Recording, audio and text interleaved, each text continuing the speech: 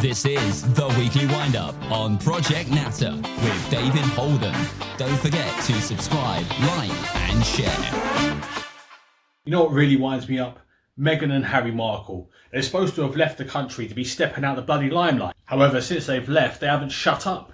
Now in an exclusive, no questions barred interview with Oprah Winfrey that's going to be broadcasted to nearly every single person on the planet, we've been hearing all sorts of claims from racism to family frozen relationships to a secret wedding, and they even revealed the gender of their unborn child. But I tell you what, you want to be careful with that one because you might get cancelled by the woke lot. Meghan Markle's first statement as a royal was, "I'm a woman and a proud feminist." Alarm bells should have been ringing in your ginger head. I mean, everybody else saw this coming. I'm not a fan of hers, and I would say this, and she probably has heard that, but I wish a lot of luck to Harry, because he's going to need it. Oprah Winfrey was an honorary guest at Meghan and Harry's royal wedding, and everybody was surprised about it. The press was surprised about it. Even Oprah Winfrey herself was surprised about it because she'd only met Meghan once.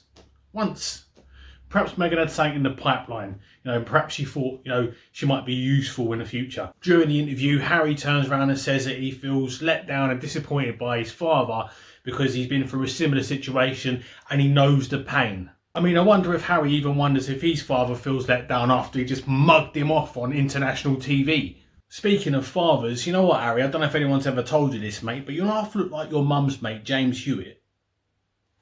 Well, she's got Harry wrapped around her little finger, isn't she? She's even got him talking about unconscious bias and all that game. This is coming from the same Prince Harry who went to a fancy dress party dressed as a Nazi. I mean, didn't you think it was a little bit weird, just a little bit weird, when she started dressing like your mum, for God's sake?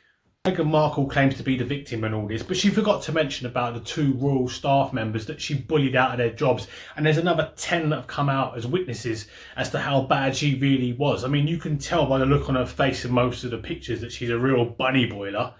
The truth of the matter is that Meghan Markle is a victim of her own success. She banged her way into the royal family only to find that she wasn't going to be the star of the show. Now she's trying to tear the palace down. Meghan Markle went on to make racism claims, claiming that the royal family banned her son from being a prince because he had black in him, and they're worried about how dark his skin would be. What a load of race-baiting nonsense that is. They were probably more worried that he was going to be another ginger. Another claim by the ginger whinger is that his son is able to go on bike rides, something he was never able to do as a child.